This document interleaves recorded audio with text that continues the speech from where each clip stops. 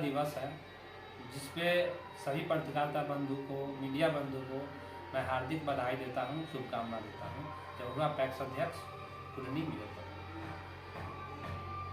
गृह मंत्री अमित शाह द्वारा घोषणा हुआ था कि पैक्स अध्यक्ष पूरे भारत देश के जितने भी पैक्स अध्यक्ष हैं उसको सरकारी बस का टिकट, रेलवे का टिकट और फ्लाइट का टिकट का एक ऑफिस खुलेगा और उसके बाद में जन वितरण का मतलब कि जो है सबको लाइसेंस दिया जाएगा, पेट्रोल पंप का भी लाइसेंस दिया जाएगा।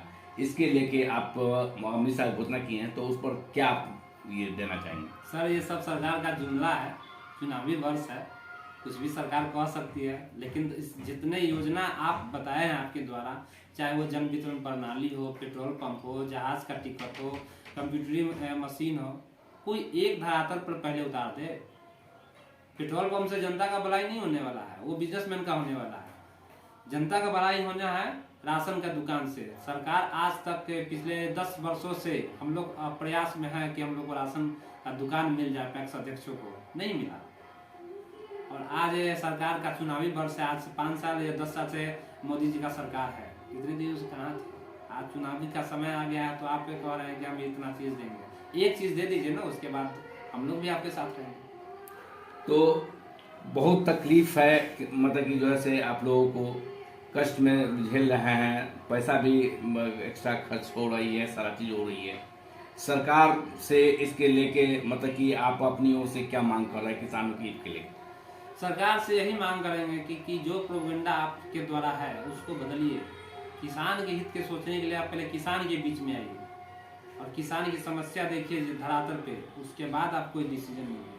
सरकार अभी आए हैं, नीतीश कुमार घूमे हैं पूरे जिला में, शायद हम समझते हैं कि एक भी किसान से उनको मुलाकात हुआ होगा। समस्या समाधान के यात्रा में निकले थे हमारे मुख्यमंत्री, लेकिन एक किसान का भी समस्या हल हुआ? कहीं नहीं हुआ, क्योंकि उनसे वही लोग मिला है जो मुख्य लोग हैं, आम आदमी कोई नहीं मिला। धान का खरीदारी होना है, धान किसान बेचना शुरू करता है अक्टूबर नवंबर में मैक्सिमम किसान बेचना शुरू कर देते हैं। और हमारा पैक्स अध्यक्ष नवंबर में धान हम भी नहीं खरीदते हैं, न दिसंबर में नहीं। मुजफ्फरपुर के सामाजिक कार्यकर्ता के रूप में हैं और सेवा करते रहे। कोरोना काल भी हुआ था, उसमें भी बढ़ चढ़ के अपने पंचायत में लोगों की जो कमियां महसूस हुआ उसको आप पूरा करते रहे हैं। किसी भी विपत्ति पड़ता है पंचायत के लोगों को खड़ा उतरते हैं, चाहे रात हो चाहे दिन हो, सेवा करते रहते हैं। ये सेवा करने की भावना कब से आई? ये हमारे पूर्वज के लोग ही, हमारे फादर हो, हमारे दादाजी हो, हमारी माता जी हो, सारे लोग, हमारे पूरा परिवार, सारे सब दिन हमेशा से समाज के बीच में रहे, समाज के लिए अपना त्याग किए, बलिदान किए और सबके लिए लड़ते आए आज तक। तो स्वाभाविक है उनका गुण कुछ न कुछ हमें आएगा ही। कुछ क्या 110% गुण है उनका मेरे अंदर। आप युवा भी हैं और पूर्व में भी आपके पिताजी पैक्स अध्यक्ष थे, आपकी माँ भी थी पैक्स अध्यक्ष थी और आप मतलब पैक्स अध्यक्ष थे। तो लोगों को, पंचायत के लोगों को पसंद हुआ कि भाई काम अच्छे से करते हैं, निभाते हैं, किसानों के बीच में समस्या को हल करवाते हैं। तो इसी वजह से आपके पिता भी पैक्स अध्यक्ष थे, आपकी माँ भी पैक्स अध्यक्ष थी और आप इस बार आप खुद पैक्स अध्यक्ष के रूप में हैं। अभी जो कोऑपरेटिव बैंक का जो चुनाव हुआ, विभिन्न पद पर चुनाव हुआ, अध्यक्ष में बने अमर पांडे जी बने, निर्विरोध बन गए और महेश राय मतलब कि उपाध्यक्ष बने, तो इनको क्या बधाई देना चाहेंगे? उनको हम अपने प्रखंड की पूरे प्रखंड की तरफ से हार्दिक बधाई देते हैं और उनके साथ भी हम लोग रहे हैं और उन लोग से बहुत आशा है, उम्मीद है और हम लोग का मांग है बहुत सारी चीज़ों उन पे उन लोग खड़ा उतरने का प्रयास करें, यही आशा रखते हैं उनसे। किसान जो होता है, किसान खेत से जुड़ा होता है, किसान का खुशहाल रहेगा तभी देश खुशहाल रहेगा। तो किसान की जो राज्य सरकार, केंद्र सरकार का जो मिलनी चाहिए उसको मतलब कि जो है किसान के हित के लेके, जैसे मतलब कि धान रोपनी होता है, किसान के हित के लिए कोई नहीं सोचता है, वो केंद्र सरकार हो या राज्य सरकार हो। तो इसके लेके आप लोग प्रयास भी करते हैं, मांग भी उठाते हैं कि सरकार मतलब कि दे, जैसे धान रोपनी के समय खाद की जरूरत पड़ती है, पानी की आवश्यकता पड़ती है और मतलब कि जो है से जो खेत जो जोताई होता है उस ये सब चीज होती है। पहले सर विभिन्न तरह की योजनाएं आती थी। कभी जैसे बीज गिराना है तो बीज पर अनुदान मिलता था, सब्सिडी मिलता था। और डीजल जब गिराने का समय आता था तो उस पर डीजल अनुदान था, वगैरह वगैरह। मशीन अब किसी को खरीदना है तो उस पर सब्सिडी था, समय से नहीं मिलता है। और सबसे बड़ी बात उसी बीज पे सब्सिडी है जो किसान अब नहीं लगाना चाहता है। जो उस अभी के समय जिस बीज की ज़्यादा आवश्यकता है उस बीज पे किसान अनुदान नहीं देती है।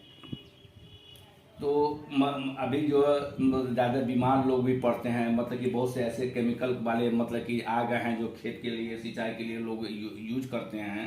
तो ये सब के लिए किस तरह जागरूकता करते अभी हैं सर किसान सरकार कह रही है कि आप नैनो यूरिया का छिड़काव करिए, हम नैनो DAP लाएंगे। या तो पूर्ण रूपेण नैनो स्टार्ट करें या पूर्ण रूपेण दाना को बंद करें। जब तक नैनो और दाना दोनों साथ साथ मिलेगा किसान दोनों का यूज नहीं करेगा। क्योंकि बहुत ऐसे गरीब किसान हैं जिनके पास मशीनरी की सुविधा नहीं है, वो अपने खेत में छिड़काव नहीं कर सकते हैं। खाद है, खाद लेके लोग छींटते हैं, उसका स्वाभाविक है कि उसका दुष्प्रभाव है। लेकिन अभी जागरूकता का समय है, अभी ढैंचा भाव करने का समय है। सरकार कहीं से ढैंचा भाव करने का प्रखंड में नहीं कहीं सभा लगा रही है, नहीं कोई विभिन्न तरह का योजना आ रहा है, उसमें कहीं जागरूकता नहीं देने का प्रयास कर रही है। अगर ढैंचा सब खेतों में लगाया जाए तो नाइट्रोजन की शक्ति ऐसे ही बढ़ जाएगी खेत में। यूरिया का जरूरत बहुत कम पड़ेगा, और कम पड़ेगा तो छिड़काव कम करना पड़ेगा, लोग किसान का फसल अच्छा हो। अब पहले के लोग मतलब कि जो है मरुआ बाग करते थे, जय बाग करते थे, सब्जी उगाते थे, और ये सब चलिए ये सब जब धीरे धीरे परंपरा मतलब कि धीरे धीरे लोग किसान पीछे क्यों हो गए? पीछे होने का सबसे मुख्य कारण है नीलगाय, घुड़परास। किसान बहुत मेहनत से खेती लगाता है और नीलगाय, घुड़परास उसको क्षतिग्रस्त कर देता है। और इस पर सरकार का कहीं से कुछ नहीं है। जो भी है पेपर में है, न्यूज पे है, लेकिन धरातल पर कुछ नहीं दिखता है। इसके लिए हजारों की संख्या में नीलगाय घूमती रहती है। जब तक इस चीज का खात्मा नहीं होगा तब तक किसान कभी खुशहाल नहीं होगा, उसका कोई फसल अच्छा नहीं होगा। राज्य सरकार के द्वारा जो अभी मतलब कि किसी तरह फसल नुकसान हो जाता है, जैसे मतलब कि जैसे आंधी तूफान से हुआ था, तो उसमें किसान भाइयों को दिया गया, राज्य सरकार के द्वारा दिया गया मुआवजा दिया गया। और इसके आप मतलब कि जो है पैक्स अध्यक्ष के रूप में किसान से जुड़े हुए हैं, उनकी क्या क्या समस्या हो रही है वो बताएं।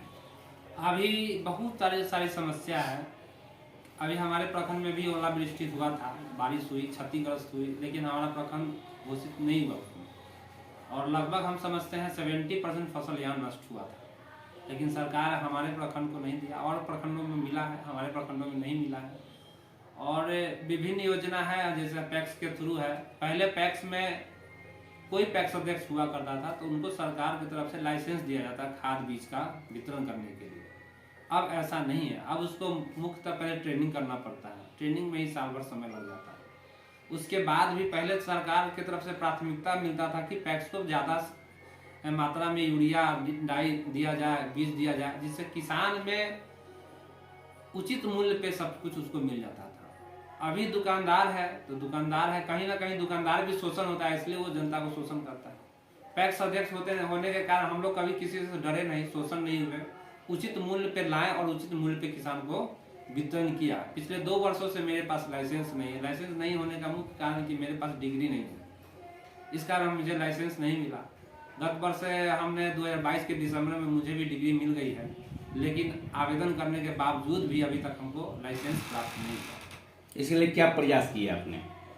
प्रयास किया, ट्रेनिंग करना था, हमने ट्रेनिंग किया, जाके DO साहब के यहाँ आवेदन दिया, अभी तक प्रोसेस में है।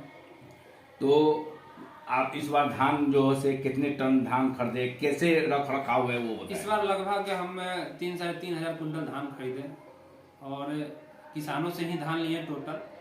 और दुख के साथ कहना पड़ रहा है कि किसान को जो उचित भाव में हमको पैसा मिलना चाहिए था वो किसान को नहीं मिल पाता।